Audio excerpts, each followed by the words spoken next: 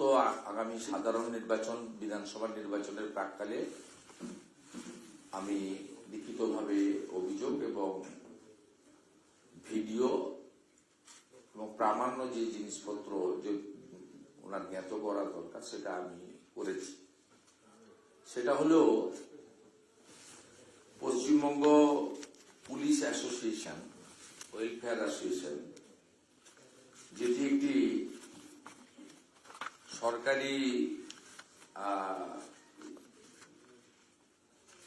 সরকারি কমিটি। কারণ আপনারা অতীতটা যদি আমি উল্লেখ করি, সেটা হলো যে আগে পুলিশের দুটো অর্গানাইজেশন ছিল। সেই অর্গানাইজেশনগুলো একটা ছিল non gazetted police organization, pro আগের লেফট ফ্রন্টের গভর্নমেন্টের সাপোর্টেড অর্গানাইজেশন, ডাইরেক্ট পলিটিক্যাল না হলেও পুলিশের কতগুলো সার্ভিস রুল রয়েছে, তারা কি কি কন্ডাক্ট করতে পারে, কি কি করতে পারে না, তাতে গাইডলাইন খুব ক্লিয়ার আছে। একটা ডিসিপ্লিন গভর্নমেন্ট অর্গানাইজেশন। আগে সিআরপিসি, আইপিসি দ্বারা তাদের কাজ করতে হতো, এখন বিএনএস এর মাধ্যমে তাদের ল এনফোর্সমেন্ট অথরিটি দ্বারা। আরেকটি ছিল non gazetted opposite, Paschimbanga police association. Mamata Bandyopadhyay police কর্মচারীদের, আইপিএস ছাড়াও অন্য আধিকারিকদের তাদের যে গণতান্ত্রিক রাইটস, তাদের যে বিভিন্ন সমস্যা, ফাইন্যান্সিয়াল প্রোটেকশন এবং তাদের বাড়ি ছেড়ে দূরে দূরে কাজ করতে হয়, ট্রান্সফারেবল জব, এক্ষেত্রে তারা কথা বলার অধিকার থেকে বঞ্চিত হয় এবং সরকার থেকে লিখিতভাবে পশ্চিমবঙ্গ পুলিশ ওয়েলফেয়ার অ্যাসোসিয়েশন বলে একটি অর্গানাইজেশন মমতা বন্দ্যোপাধ্যায় সরকার তৈরি করেন। এটি কোনো তৃণমূল কংগ্রেসের পার্টি অর্গানাইজেশন নয়, কারণ ডাইরেক্ট পলিটিক্স করা এদের পক্ষে পারমিসেবল নয়। এরা কমপ্লিটলি একটি সরকারি অর্গানাইজেশন। সরকার এদেরকে নানাভাবে সহযোগিতা করে এবং পুলিশ ওয়েলফেয়ার বোর্ডের মাধ্যমে এদেরকে পুলিশ কর্মচারীদের এবং তাদের পরিবারের কল্যাণের জন্য অনেক কাজ করার সুযোগ সেখানে তাদের দিয়েছে। কিন্তু তাদের এই সরকারি ব্যানার থেকে রাজনীতি করার বা রাজনৈতিক বক্তব্য রাখার কোনো সুযোগ নেই। কিন্তু আমরা গত কয়েকদিন আগে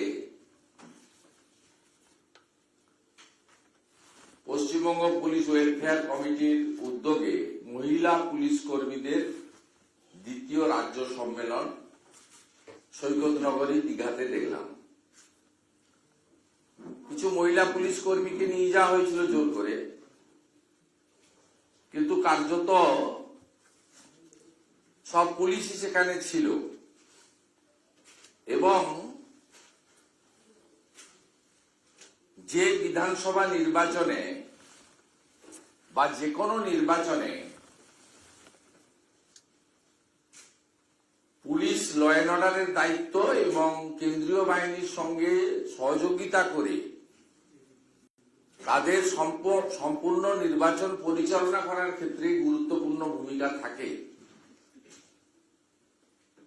সেখানে তারা এই দীঘাতে মহিলা পুলিশ কর্মীদের পুলিশ ওয়েলফেয়ার অ্যাসোসিয়েশনের দ্বারা আয়োজিত দ্বিতীয় সম্মেলনে তাদের নিরপেক্ষতার যে চাদরটা বা তাদের যে আইনগতভাবে যেটা তারা করতে পারেন, যেটা তারা করতে পারেন না, সেটা তারা ওখানে সমুদ্রে বিসর্জন দিল।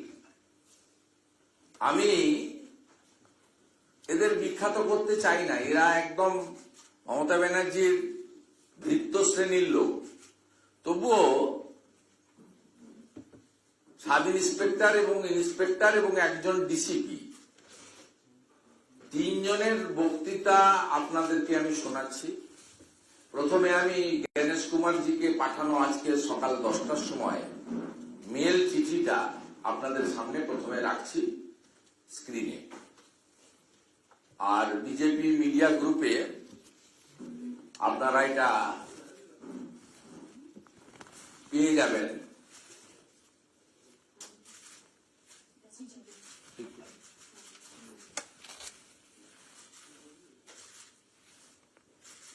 স্ক্রিনে দেখাচ্ছে, আমি এটা আপনাদের মিডিয়া গ্রুপে দিয়ে দেবো বা ফটোকপি করে নিয়ে নেবেন। 10টার সময় মেল করেছি, 10:30টায় যেহেতু আপনাদের সঙ্গে আমার বসা আছে। দেখিয়ে দেন, পেয়ে যাবেন তো, পড়তে পারবেন। মূলত আমার অভিযোগ হচ্ছে পশ্চিমবঙ্গ পুলিশ ওয়েলফেয়ার অ্যাসোসিয়েশনের কোন সদস্যকে মডেল কোড অফ কন্ডাক্ট চালু হওয়ার দিন থেকে নির্বাচনী আচরণবিধি প্রত্যাহার পর্যন্ত নির্বাচন এবং নির্বাচন সংক্রান্ত প্রত্যক্ষ পরোক্ষ কোনো কাজে রাখা যাবে না। যেহেতু ফেব্রুয়ারি মাসে আমরা ধরে নিতে পারি এমসিসি চালু হবে, হঠাৎ করে না বলে 3 মাস আগেই ইলেকশন কমিশনকে আমি এই বিষয়ে জ্ঞাত করলাম, যাতে তারা বিকল্প ব্যবস্থা নিতে পারেন। সেটা কি ব্যবস্থা নেবেন তাদের ব্যাপার, তাদের ফুল বেঞ্চের ব্যাপার। তারা কেন্দ্রীয় বাহিনী দিয়ে শর্ট গ্যাপ ম্যানেজ করবেন, পুলিশের কিছু কাজ আছে যেগুলো কেন্দ্রীয় বাহিনীর কাজ নয়, অন্য রাজ্য থেকে পুলিশ এনে তারা এই বিষয়ে এখন থেকে পরিকল্পনা যাতে করেন ফুল বেঞ্চ, সেই জন্য যে বিষয় ফেব্রুয়ারি মাসে এমসিসি চালু হলে বলা উচিত, সেই বিষয়ে আমি নভেম্বর মাসের শেষের দিকে, শেষ সপ্তাহে, আজকে আমি সেটা 25 তারিখে ইলেকশন কমিশনকে, সিইসিকে জানিয়েছি, যারা তাতা এখন থেকে পরিকল্পনা করে। আমি এবারে সরকার অনুমোদিত পুলিশ ওয়েলফেয়ার অ্যাসোসিয়েশনের মিটিংয়ে একজন সাব ইন্সপেক্টর, একজন ইন্সপেক্টর এবং একজন এসিপি, 3 জনের বক্তৃতা আপনাদের কাছে শোনাচ্ছি। তারা শুধু পুলিশ মন্ত্রী, মুখ্যমন্ত্রীর প্রশংসা করেছেন তা নয়, তারা আগামী নির্বাচনে মমতা বন্দ্যোপাধ্যায়কে মুখ্যমন্ত্রী হিসেবে 4র্থবার এই বাংলায় দেখতে চান। এই বক্তব্য দেওয়ার মধ্য দিয়ে তাদের নিরপেক্ষতা, দায়বদ্ধতা এবং শৃঙ্খলা পরায়ণ একটি গভর্নমেন্ট অর্গানাইজ, তারা যে একটা প্রতিষ্ঠান, পুলিশ প্রতিষ্ঠান, তার সমস্ত মর্যাদা নষ্ট করে তারা একটা নজির সৃষ্টি করলেন ভারতবর্ষে, স্বাধীনোত্তর ভারতবর্ষে, যেটা কোথাও হয়নি। প্লিজ এবার একটু শুনুন।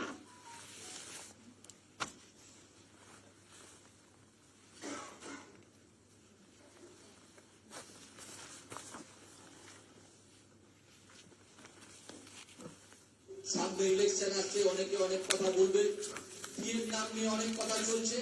আপনারা শুনে রাখুন, আমরা কলকাতা, আমরা পশ্চিমবঙ্গ পুলিশ 2 মাসের মাইনে পাই। সেন্ট্রাল হারে দিয়ে আমারও দাবি আছে, আপনারও দাবি আছে, প্রত্যেকেরও দাবি আছে, কিন্তু পাশাপাশি তোমরা নেবে এফিডেভিট দিয়ে বলো আজ সুপ্রিম কোর্টে যে আমরা ওই দাবিগুলো মেনে নেবো। মাইনে পেল তাদের কিছু অংশ কি একটা জায়গায় বসে আন্দোলন করছে, আসল সত্য তথ্য বলছে না। রাজ্য সরকার কি দিচ্ছে, আমরা কি পাচ্ছি, সেই অভিভাবিকা আন্ডারে ছাতার তলায় আমরা আছি। দিন এসছে, আগামী দিন আসছে, আমাদের ঋণ শোধ করার দিন। সকলে একসাথে হন, এক ছাতার তলায় থাকুন। আমাদের মুখ্যমন্ত্রী, আমাদের অভিভাবিকা, আগামী ভারতের কান্ডারি, সেই দপ্তরের কোনো অসুবিধা থাকবে বলে আমি মনে করি না। সুতরাং আগামী দিনে তার আশীর্বাদে সমস্ত কিছু পূর্ণ হবে এবং আগামী দিন যিনি আমাদের আশীর্বাদ করছেন তার ঋণ পূরণ করার দিন। সুতরাং আপনারা তৈরি হন। আমরা দীঘায় এসেছি। জয় জগন্নাথ এবং জয় বাংলা বলে আমি আমার বক্তব্য শেষ করছি। তারা বুকে হাত দিয়ে বলুন, ভারতবর্ষে অনেক জেনে দাও এটা। ধর্মের নামে উনি নারী, উনি পারেন, বিরাট একটা আর আমরা পারি। আমার ইচ্ছা, তার ভাবনা, বৃহত্তর পরিবারকে লড়াইয়ে এগিয়ে নিয়ে যাওয়া, এটাই হচ্ছে আমরা আগামী দিনে যিনি আমাদেরকে প্রতিনিয়ত দেখেন তাকে দেখতে পারি। সেই ভাবনা আজকের এই সম্মেলন থেকে আমরা নিয়ে যাব। 2025 সালের শেষ প্রান্তে দাঁড়িয়ে এক শ্রেণীর রাজনীতিবিদ, এক শ্রেণীর সংবাদপত্র, এক শ্রেণীর কুচক্রী যারা আমাদের রাজ্যের ভালো চায় না, তারা পুলিশকে দেহ প্রতিপন্ন করার চেষ্টা করে, তারা আপনাদের মনোবল ভেঙে দেওয়ার চেষ্টা করে যে পুলিশের কাজটা ভালো নয়, পুলিশের কাজ জেনে পুলিশকে যে মানুষ এত শ্রদ্ধা, যে সমস্ত কুচক্রী সংবাদ ধরনের প্রচার করে তারা দুর্বল করার চেষ্টা করে। কেন আমরা দীঘাতে দ্বিতীয় রাজ্য সম্মেলনের জায়গা হিসাবে বেছে নিলাম? আপনারা যে আমরা কিছুদিনের মধ্যে প্রচুর মত পাওয়া যায়। আমরা ব্যবস্থা নিচ্ছি। ওয়েলফেয়ার কমিটি লোকগুলোবাদে ওয়েলফেয়ার কমিটি রাজনীতি করছে, টিএমসির হয়ে কাজ করছে, সরকারের হয়ে কাজ করছে। এই ভবনের স্টেট ওয়েলফেয়ার কমিটির অফিসে তালা দেবেন নেই। দীঘাতে তার বাড়ির উপর দিয়ে কাঠি দিয়ে সে জবাবটা উত্তরটা দিয়ে গেলাম। আচ্ছা, বাড়িতে এলেন না কেন? লড়াই কিন্তু শুরু হলো। এই লড়াই চলবে 26 মে পর্যন্ত। যেদিনকে আমরা আবার নবান্নে মমতা বন্দ্যোপাধ্যায়কে চতুর্থবারের মতো মুখ্যমন্ত্রী, এই মালটার নাম হচ্ছে বিজিতেশ্বর রাউত। সেদিন আমাদের লড়াই কিন্তু এই যে মালটা হচ্ছে বিজিতেশ্বর রাউত, একে বিআইডি করে কনস্টেবল থেকে ইন্সপেক্টর করেছে। আর প্রথম যেটাকে দেখলেন একটা ডাকাত, বেটাকে এনআরআই সার্টিফিকেট ডাক্তারি করেছে, মমতার বাড়িতে বাজার করে, সাব ইন্সপেক্টর থেকে এসিপি করেছে। ওর নাম শান্তনু সিনহা বিশ্বাস। মমতার বাড়িতে সকালবেলা মাছটা, আলুটা, মূলাটা বাজার করে দেয়। কিন্তু প্রশ্ন হচ্ছে, এই যে ওয়েলফেয়ার অ্যাসোসিয়েশন, এটা তৃণমূলপন্থী। এই তিনজন বললো, বাকিদের মনের কথাই বললো। তো পুরো কাজে যদি বিরত রাখতে হয়, পুরো অ্যাসোসিয়েশনকে বিরত রাখতে হবে। হ্যাঁ, সেটাই দাবি তো আমার। যে বলছে, তার প্রেসিডেন্ট অফ দি অর্গানাইজেশন বলছে বিজিতেশ্বর রাউত, যে চতুর্থবারের জন্য মমতা বন্দ্যোপাধ্যায়কে মুখ্যমন্ত্রী করব আমরা। এই কাজটা আমাদের মে মাস পর্যন্ত আগামী। তো পরিষ্কার, এটার জন্যই তো বলছি যে ওয়েলফেয়ার অ্যাসোসিয়েশনের যারা সদস্য তাদেরকে সরিয়ে নির্বাচন করতে হবে। কারণ they express their views and commitment in front of media and everybody. তারা বলে দিল, আপনি তো ভোট তো আপনার গোপন বিষয়, সমর্থন তো আপনার ভোট বিষয়, কিন্তু ইনি সরকারি প্ল্যাটফর্ম থেকে বলে দিল। সেই কারণেই এই চিঠি আজকে আমি দিয়েছি এবং এর সঙ্গে ওয়েলফেয়ার অ্যাসোসিয়েশনের যে রাজ্য সরকারের গাইডলাইন, একদম পুরো গাইডলাইনটা আমি পুরো ডিটেলসে আপনারা চিঠি পেলে পড়বেন। একদম পুরো গাইডলাইন দেওয়া আছে, মেমো নাম্বার সহ পুরো সরকারের গাইডলাইন, সরকারের নির্দেশিকা, what to do, what not to do, Mamata ব্যানার্জির সরকারের। তাতে পরিষ্কার সব দিয়েই বলা আছে যে আপনি 3 মাস আগে থেকেই পরিকল্পনা করে এদেরকে সরাতে হবে। এবং খুব ডেঞ্জারাস বিষয়, এটা তো আমি ইলেকশন কমিশনকে দিয়েছি এবং আপনারা সংবাদ মাধ্যমও সংবিধানের 4র্থ স্তম্ভ, আপনারা নিজেরাই বলছেন যে এরা পলিটিক্স করতে পারে না এইভাবে। যাই হোক, পশ্চিমবঙ্গের সবই সম্ভব। আমি এর আগে আপনাদের একটা বলেছিলাম, পোশাক না পরে ডিউটি করেন। কলকাতা পুলিশে 324 জন, পশ্চিমবঙ্গ পুলিশের 591 জন, মোট 915 জন। এর মধ্যে কলকাতা পুলিশের ডিউটি করে না 350 জন, এই সংখ্যাটা এদের একটা তালিকা আমি আপনাদের কাছে আজকে প্রকাশ করছি। যেমন ধরুন আমাদের কলকাতা, এখানে এদের ইউনিট আছে, এই পুরো তালিকাটা অনেক লম্বা। আপনি যদি দেখেন রিটায়ারমেন্ট ইউনিট, ওটা ছেড়ে দেন, first BN AP unit committee, chairman হচ্ছেন DC Shri Amit Barma IPS by virtual office post. উনি ডেজিগনেশন অনুযায়ী, যেহেতু ওটা সরকারি কমিটি, দলের কমিটি নয়। এবারে convener ASI Arnab Ghosh, joint convener Amit Pal, joint convener Milal Kanti Panja, CC member Mohammad Abdul Hadi Sipai, CC member Ranjan Biswas, CC member Abhijit Mondal, CC member Mohammad Kamruzzaman Sheikh. এইরকম কলকাতা পুলিশে এবং রাজ্য পুলিশ মিলিয়ে 850, আপনার মোট 915 জন এরা আছে যারা ইউনিফর্ম পরে না। তাহলে আপনি বলুন, আজকে এই এদেরকে দিয়ে আপনি কাল থেকে যে অবস্থাটা সিও অফিসে করেছে, সেখানে এখনো লিফটের সামনে নন বিএলও যারা,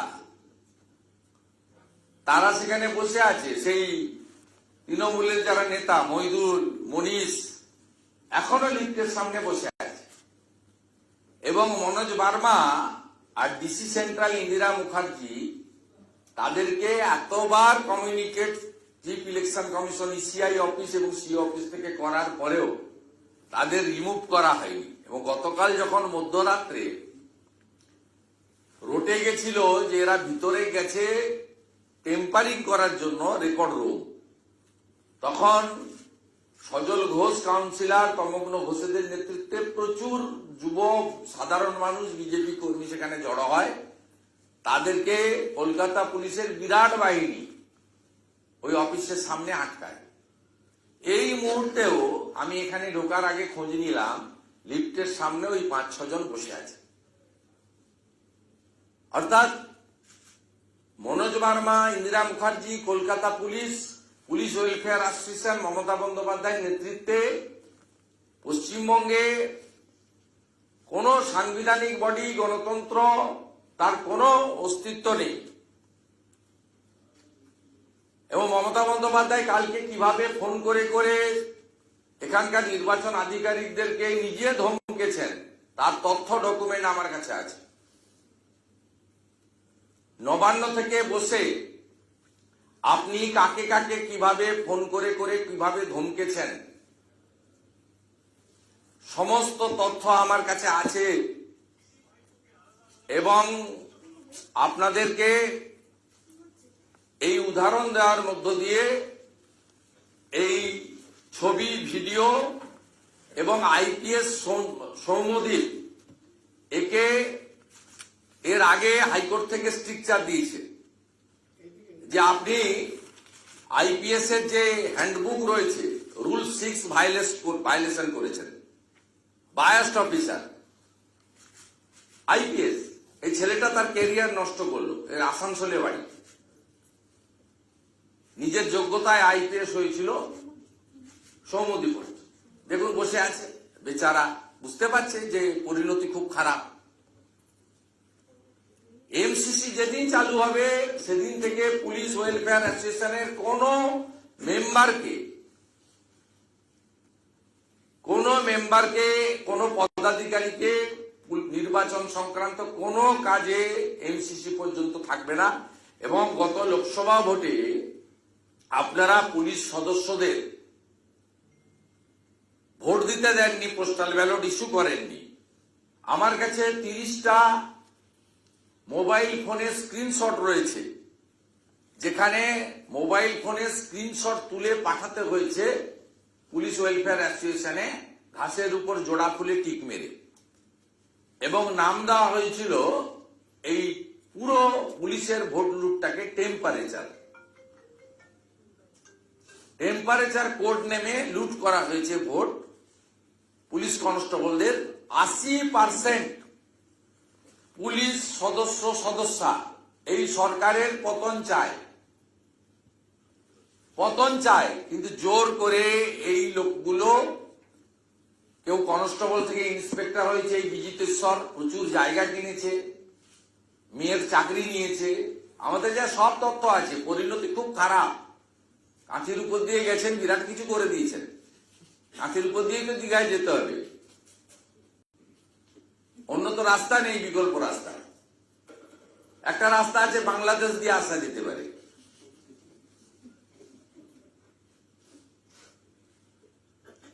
এইসব লোক, এই একটা কনস্টেবল ছিল, ইন্সপেক্টর করে দিয়েছে 7টা প্রমোশন দিয়ে।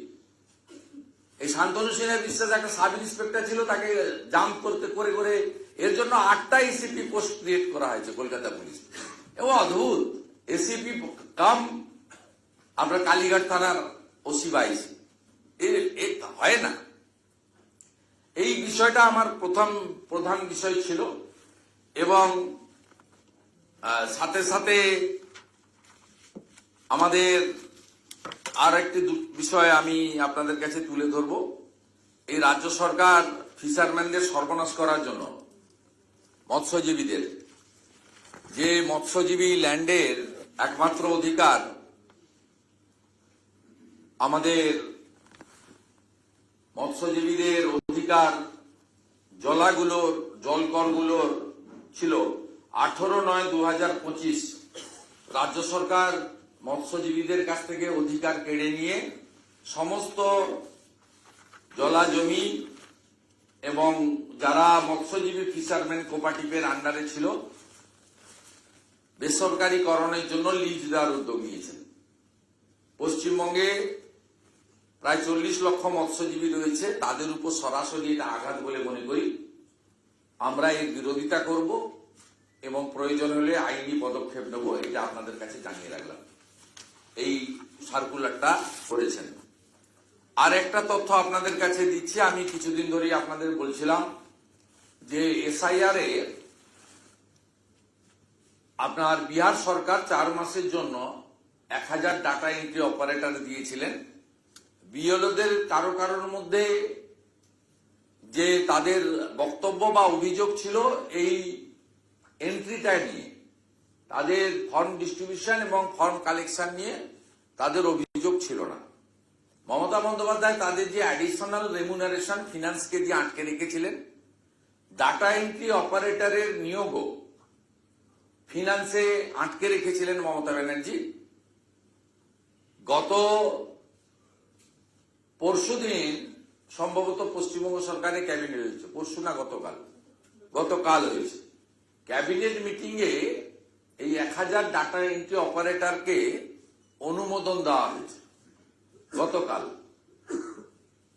আমার বন্ধুরা আছে তো ওখানে, উনি মিটিং শেষ করার আগে খবর পাই। তা সেখানে তিনি WTL কে দিয়ে আইপ্যাকের লোকেদেরকে নিয়োগ করবেন।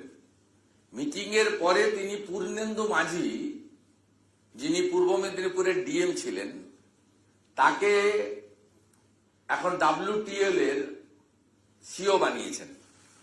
এবং আমার কাছে পুরো স্পেসিফিক তথ্য আছে। CM wants that recruitment shall be done by Wavell Technology Limited WTL, which is under per department. CM herself is the minister. She wanted to recruit IPAC team by WTL so that they can manage the manipulation of fake voters.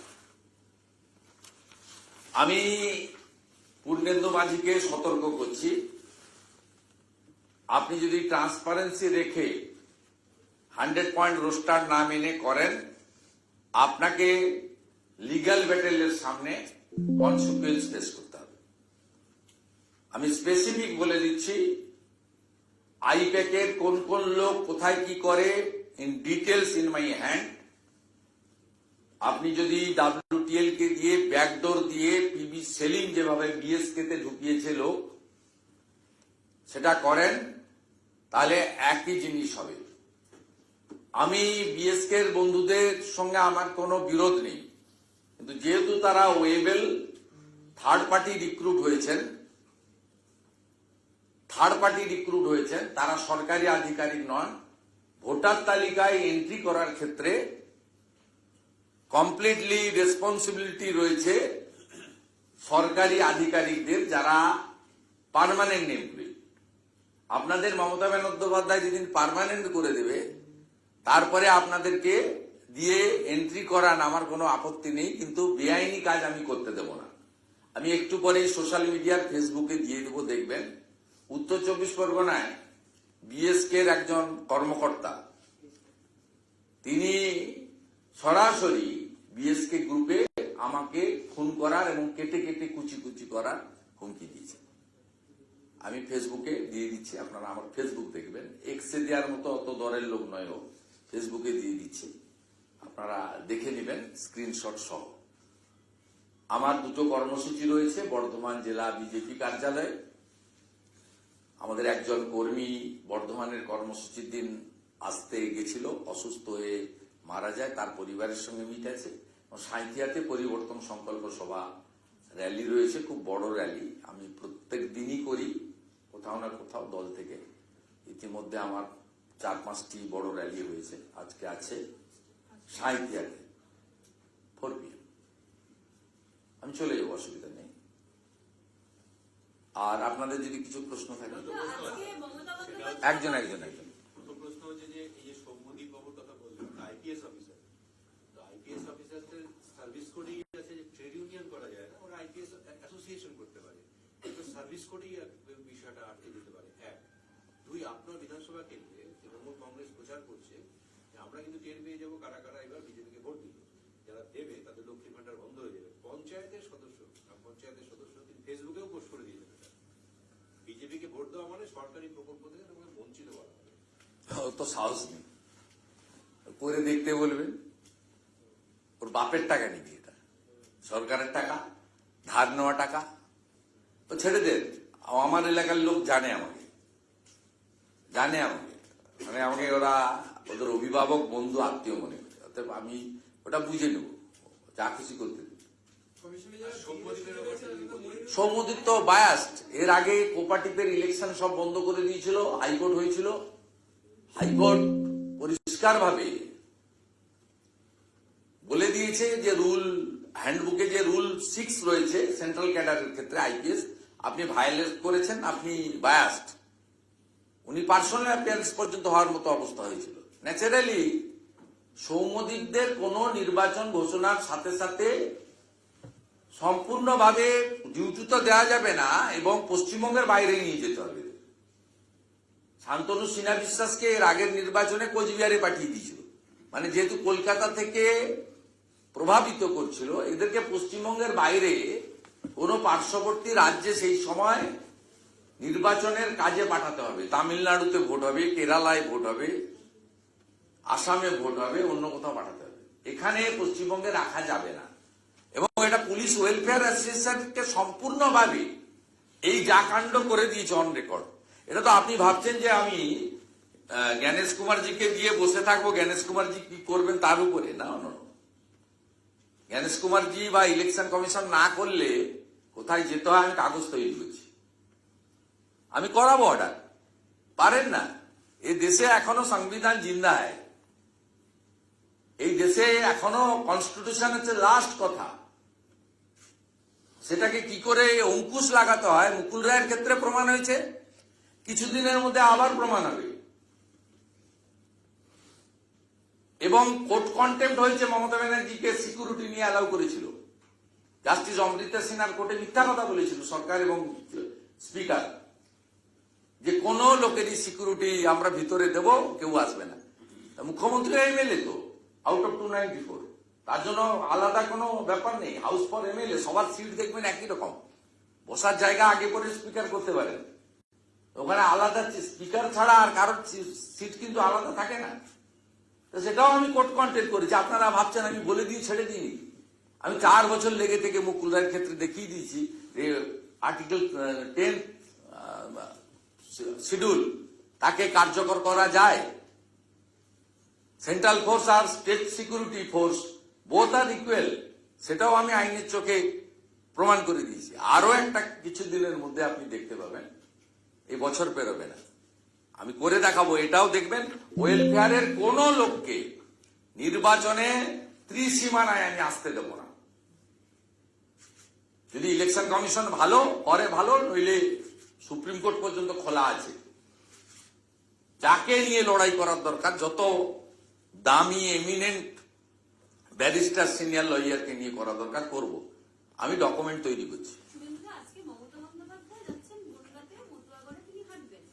অনশন মঞ্চ হয়েছে, একাধিকবার তিনি বলেছেন মতুয়ারা তার পক্ষে আছে, পক্ষে রয়েছে। মমতা বন্দ্যোপাধ্যায়কে এতটা কি কনফিডেন্সের অভাব মনে হচ্ছে যে তিনি তাকে হাঁটতে যেতে হচ্ছে? না, গুলাতে চাইছে, গুলাতে চাইছে। মুসলিম ভোট তো সরে যাচ্ছে।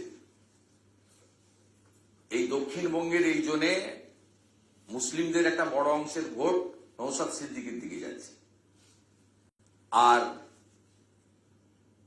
ইসলামপুর থেকে মুর্শিদাবাদ পর্যন্ত ঝাড়খণ্ড বিহার বর্ডার এলাকার মুসলিম ভোট সীমাঞ্চলে এমআইএম এর দিকে যাচ্ছে। আর শিক্ষিত মুসলিম লোকজন, টিচার, প্রফেসর, ডাক্তার, তারা নরেন্দ্র মোদীজির দিকে যাচ্ছেন। সব মিলিয়ে আমি তো কালকে দক্ষিণ 24 পরগনার মন্দির বাজারে এত বড় সভাতে বলে এসেছি। হঠাৎ করে ডায়মন্ড হারবারে নেমেছিলাম আহত কর্মীদের দেখতে। 3 মিনিটের মধ্যে ওখানে 1000 লোক জড়ো হয়েছিল। অনেকগুলো চ্যানেলের প্রতিনিধি ছিলেন, দেখেছেন উচ্ছ্বাসটা মানুষের। তা দক্ষিণ 24 পরগনায় যদি ভয়মুক্ত পরিবেশে অবাধ নির্বাচন হয়, লড়াই বিজেপির সঙ্গে আইএসএফ এর হবে। এই মমতা বন্দ্যোপাধ্যায় বনগাঁতে যাচ্ছেন জলটা ঘোলা করার জন্য। কোনো লাভ হবে না। 1907-8 সালে ঠাকুর হরিচাঁদ ঠাকুর, গুরুচাঁদ ঠাকুর মতুয়া সমাজ সৃষ্টি করেছিলেন, যখন অবিভক্ত ভারতবর্ষে, অখণ্ড ভারতে, আজকে যা পাকিস্তান বা বাংলাদেশ, গরিব মানুষদেরকে, দলিত মানুষদেরকে চাপ দিয়ে ধর্ম পরিবর্তন করার কথা বলা হয়েছিল যে ইসলাম ধর্ম তোমাদের নিতে হবে, নইলে তোমাদেরকে আমরা মেরে ফেলবো, কেটে ফেলবো, বাস্তুচ্যুত করব। সেই সময় প্রভুর উদয় হয়, ঠাকুর হরিচাঁদ ঠাকুর, গুরুচাঁদ ঠাকুর। 1907 এবং 8 ইতিহাসটা পড়বেন। তারা মতুয়া সমাজ সৃষ্টি করেন এবং ঠাকুর এই সমাজ সৃষ্টি করার পরে তার মূল লক্ষ্য ছিল শিক্ষাদানের মাধ্যমে প্রত্যেককে পরিপূর্ণ মানুষ হিসেবে তৈরি করা। তিনি একাধিক বিদ্যালয় স্থাপন করেছিলেন সেই সময়। এবং 1945 সাল থেকে পিয়ার ঠাকুরের নেতৃত্বে নাগরিকত্বের দাবি নিয়ে লড়াই শুরু হয় ভারতবর্ষে। এবং স্বাধীনতার পরে এই লড়াই আরো তীব্র হয়। নরেন্দ্র মোদীজি একমাত্র ব্যক্তি যিনি 2019 সালে লোকসভা নির্বাচনে ঠাকুরনগরে শান্তনু ঠাকুরের সভাতে গিয়ে বলেছিলেন যে আমি যদি এবারে ক্ষমতায় আসি, আমি মতুয়াদেরকে, বাংলাদেশ থেকে আসা ধর্মীয় কারণে উৎপীড়িত হিন্দুদের, শরণার্থীদের সহ নাগরিকের মর্যাদা দেব। তিনি তার কথা রেখেছিলেন 19 সালে। 20 সালে, 21 সালে করোনা ইত্যাদি কারণে রুল কার্যকর হয়নি। 2024 সালের 6 মার্চ হোম ডিপার্টমেন্ট থেকে রুল কার্যকর করে দেওয়া হয় এবং সিএএ কার্যকর হয়, ওরা নাগরিকত্ব পায়। এবং 2024 সালে 5ই আগস্টের পরে বাংলাদেশে যখন মৌলবাদীদের হাতে চলে যায়, জামাত এবং হেফাজতদের হাতে যখন চলে যায় বাংলাদেশ, মৌলবাদী শক্তির হাতে, প্রচুর হিন্দু লোকজনকে ঘর ছাড়া হতে হয় ধর্মীয় কারণে এবং আওয়ামী লীগ করার কারণে। তারা পশ্চিমবঙ্গে এসে আশ্রয় গ্রহণ করে। ভারতবর্ষের কোন রাজ্যের পুলিশ করেনি। মমতার পুলিশ টপাটপ হিন্দুদের ধরতে শুরু করে। এমনকি একজন 85 বছরের বৃদ্ধাকে রায়গঞ্জের জেলে 2 বছরের কনভিকশন দেওয়া হয়, মাকে, একজন বৃদ্ধা দাদু দিদিমাকে। এইটা দেখে নরেন্দ্র মোদীজির সরকার 31/12/2024 পর্যন্ত বাংলাদেশ থেকে আসা সমস্ত হিন্দুদেরকে ভারতবর্ষের কোনো পুলিশ ডিটেন করতে পারবে না, মামলা দিতে পারবে না, গ্রেফতার করতে পারবে না, ডিপোর্ট করতে পারবে না। হিন্দুদেরকে এই নির্দেশিকা জারি করেন, তারপরে এই কাণ্ড বন্ধ হয়। এখনো মমতার জেলে প্রচুর মতুয়া এবং হিন্দু আছে। রানাঘাটে গেলে পাবেন, কৃষ্ণনগরে গেলে পাবেন, রায়গঞ্জে গেলে পাবেন। তাই এসব মতুয়ারা জানেন, বাংলাদেশ থেকে এক কাপড়ে চলে আসা নমশূদ্র হিন্দুরা জানেন যে তাদের রক্ষাকর্তা ছাতার মতো, বটবৃক্ষের মতো নরেন্দ্র মোদী। এবং ঠাকুর গুরুচাঁদ ঠাকুরের ওড়াকান্দি জন্মস্থানে স্বাধীনতার পরে একজনই প্রধানমন্ত্রী গেছেন প্রণাম করতে, তার নাম হচ্ছে নরেন্দ্র দামোদর দাস মোদী। এবং মমতা ব্যানার্জি মালদার গাজলে দাঁড়িয়ে গুরুচাঁদ ঠাকুরের নামকে বক্রোক্তি করে অত্যন্ত খারাপ ভাষায় কথা বলেছিলেন, তারপরে আজ পর্যন্ত ক্ষমা চাননি। আগে ক্ষমা চান আজ বিকালে গিয়ে। যে প্রভু ঠাকুর গুরুচাঁদ ঠাকুরকে গরুচাঁদ ঠাকুর বলা আমার অন্যায় হয়েছে, আমি গলায় গামছা দিয়ে ক্ষমা চাইতে এসেছি। এক, আমি সিএ এর বিরোধিতা করে অন্যায় করেছিলাম, দ্বিতীয় ক্ষমাটা চান ওখানে। কারণ আপনি বলেছিলেন নো সিএ। আপনি মুসলিমদেরকে ভুল বুঝিয়ে মাঠে নামিয়েছিলেন, সিএ মানে এনআরসি, দ্বিতীয় ক্ষমাটা এটা চান। আপনি বলেছিলেন এরা বেঈমান, মা বীণাপাণি দেবীকে চিকিৎসা আমি করিয়েছি, সরকার করে থাকতে পারে। আপনি কে? আপনি এই কথা বলার মধ্য দিয়ে মা বীণাপাণি দেবীকে অপমান করে ঠাকুরবাড়িকে অপমান করেছেন। এই তৃতীয় ক্ষমাটাও আজকে বিকালে চাইবেন। মতুয়া এবং বাংলাদেশ থেকে ধর্মীয় কারণে উৎপীড়িত হয়ে আসা কয়েক কোটি হিন্দু, তারা নরেন্দ্র মোদী ছাড়া, বিজেপি ছাড়া কাউকে চেনে না। গত লোকসভা নির্বাচনেও রানাঘাট, কৃষ্ণনগর, বনগাঁ সহ, রায়গঞ্জ সহ, বালুরঘাট, মালদা সহ, জলপাইগুড়ি সহ যেখানে যেখানে মতুয়ারা আছে বুথগুলো খুলে দেখে নেবেন। 100টা ভোট পড়লে 90টা ভোট পড়ে বিজেপির পক্ষে। সেই কারণে কৃষ্ণনগরের সাংসদ, আপনার দলের সাংসদ মহুয়া মৈত্র কি ভাষা প্রয়োগ করেছিলেন কয়েক মাস আগে? বলেছিলেন যে তোমরা কাঠের মালা, ওটা কাঠের মালা নয় মমতা ব্যানার্জি, ওটা আচার মালা, কাঠের মালা পরে তোমরা আমাদের মিটিং এ আসো লক্ষ্মীর ভান্ডার চাইতে, ভাতা চাইতে, আর 100টার মধ্যে 85টা ভোট তোমরা বিজেপিকে দাও। এই ভাষায় অপমান করেছিলেন। আমি আশা করব আপনি মহুয়াকে সঙ্গে রাখবেন আজকে এবং বক্তৃতার শুরুতে আচার মালাকে কাঠের মালা বলার জন্য হাত জোড় করে মহুয়াকে দিয়ে বনগাঁতে ক্ষমা চাইয়ে নেবেন। বন্ধুরা, আরেকটা বিষয়, এখন ভবানীপুর নিয়ে একাধিকবার বলেছেন এবং আপনি বলেছেন যে ভবানীপুর আপনারা জিতবেন। তৃণমূল নেত্রী অভিষেক বন্দ্যোপাধ্যায় দফায় দফায় সেখানে বৈঠক করার সিদ্ধান্ত এবং নির্দেশ দিয়েছেন। না, ভাইপো করছে কিনা জানি না, পিসি বিহার ভোটের দিন থেকেই উঠবে। আমাদের মমতা ব্যানার্জির বাড়ির উল্টো দিকে একটা বাড়ি তৈরি করেছে, বাড়ি করেছেন উনি, সেই বাড়িতে একটা ওয়ার রুমও করেছে ভবানীপুরে। আমার কাছে ভিডিও ছবি আছে। এই যে ও করুন, উনি যা করছেন জানি আমরা, আর আমরাও যা করার করছি। আমি এবার উঠবো নাকি?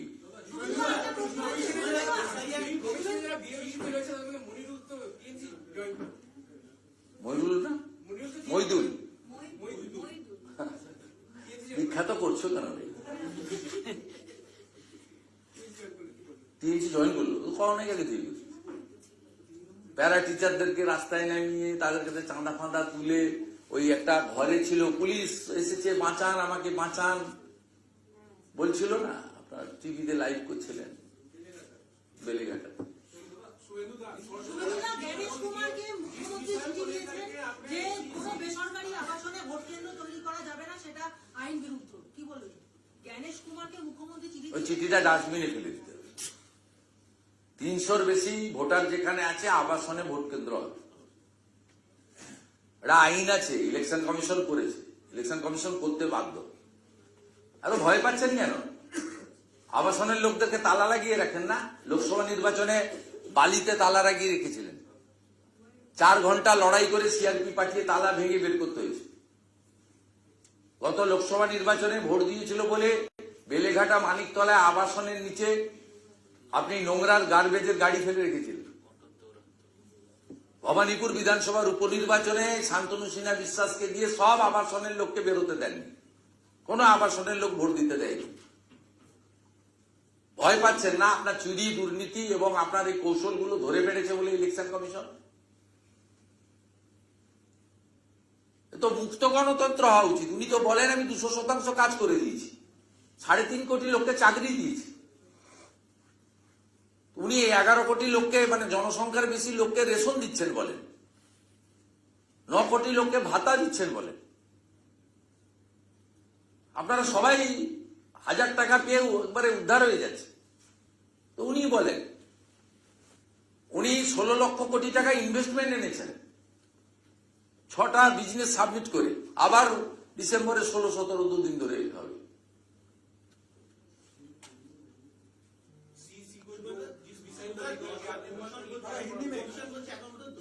হ্যাঁ, এইটা important.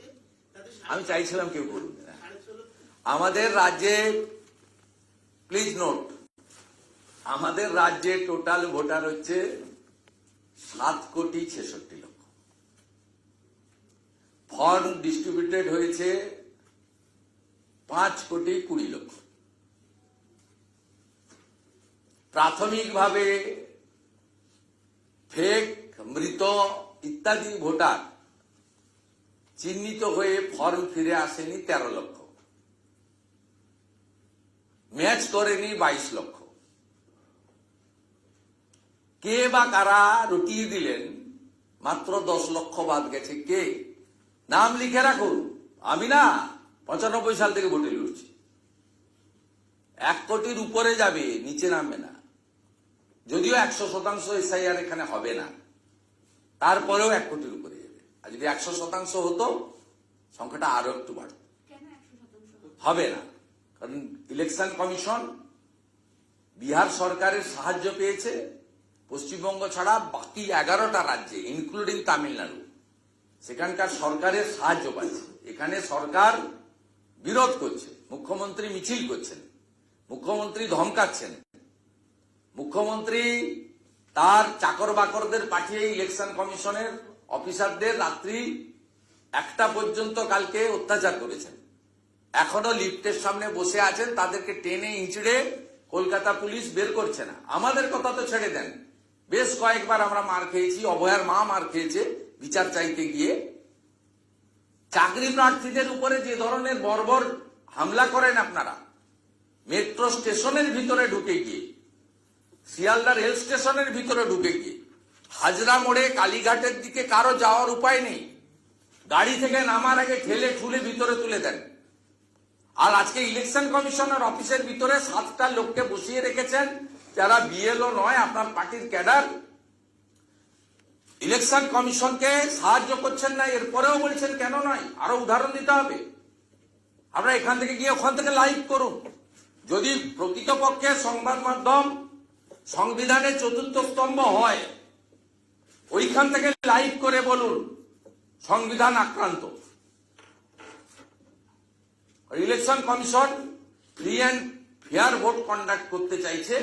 SIR not new, this is 9th time SIR happen in West Bengal. অতএব এই জায়গা থেকে আপনি বলছেন কেন, ব্যাখ্যা দিতে হবে। যে মুখ্যমন্ত্রী এসআইআর কে এনআরসি বলে, এই মুখ্যমন্ত্রী তো এসআইআর এর পরে 2004 সালের লোকসভা নির্বাচনে 98,000 ভোটে দক্ষিণ কলকাতা থেকে সবেদন নীলমণি একটা সিট পেয়েছিল তৃণমূল 42-এর মধ্যে, উনি জিতেছিলেন। তখন এসআইআর ভালো ছিল, এখন এসআইআর খারাপ হয়ে গেছে। হাউসিং এ বুথ করা যাবে না যাতে হাউসিং এর লোকদের বেরোতে না দিতে পারি, সব ধরা পড়ে গেছে। আর এতদিন পার পেয়ে এসছে সিপিএম কংগ্রেস ছিল বলে। বিজেপি আছে, প্রত্যেকটা ইঞ্চিতে ইঞ্চিতে যা করার আমরা করছি এবং করব।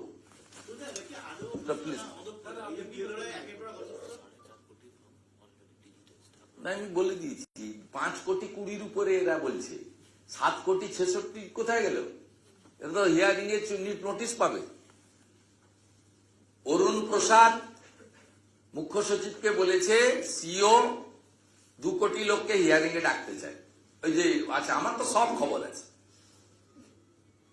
অরুণ প্রসাদের সঙ্গেও লোক আছে, মনোজ পন্থের সঙ্গেও লোক আছে।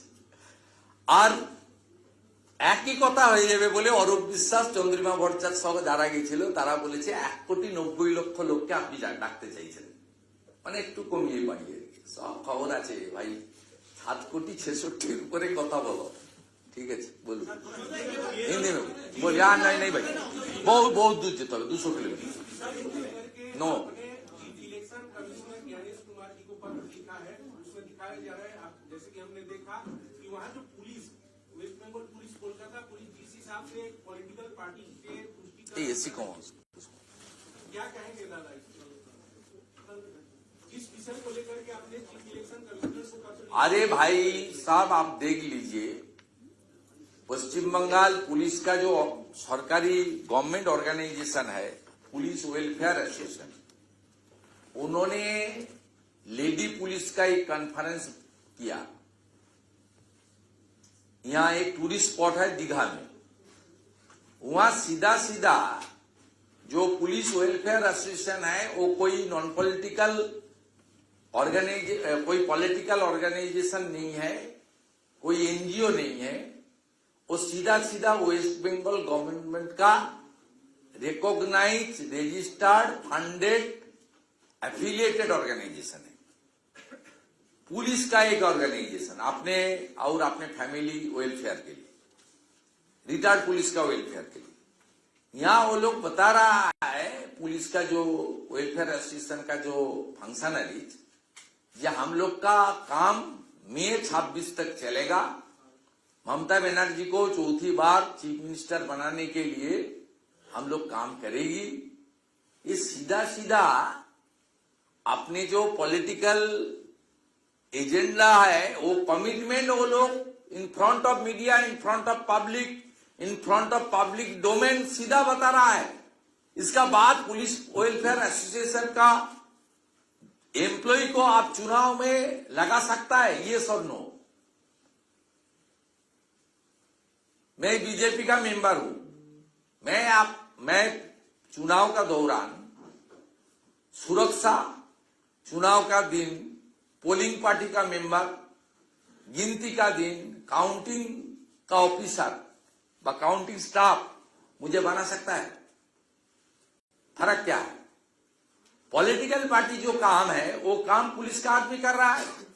इसलिए आचार संहिता लागू होने अभी भी बाकी है, लेकिन ये पुलिस एसोसिएशन का जो संख्या है बहुत बड़ा संख्या है। मैं अभी से मेल के द्वारा इलेक्शन कमीशन का सीईसी को बता दिया कि आप पुलिस वेलफेयर एसोसिएशन के हर मेंबर को आचार संहिता लागू से आचार संहिता खत्म होने तक चुनाव प्रक्रिया से आपको इस लोग को हटा देना चाहिए और अल्टरनेट अरेंजमेंट आपको ही करना पड़ेगा।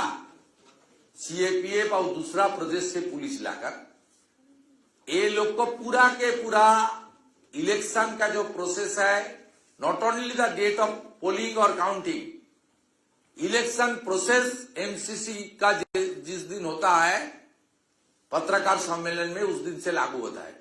उस दिन से लोग को पूरा प्रक्रिया से हटा देना चाहिए और इलेक्शन कमीशन इस पर कार्रवाई नहीं करेगा तो मैं कानूनी कार्रवाई करने के लिए मजबूर हूँ। दादा एक और इसी से रिलेटेड की एक तरफ में सीईओ वेस्ट बंगाल बीएलओ की जो भूमिका है उसका प्रशंसा कर रहे हैं, हर डिस्ट्रिक्ट से बहुत अच्छा रिस्पांस मिल रहा है।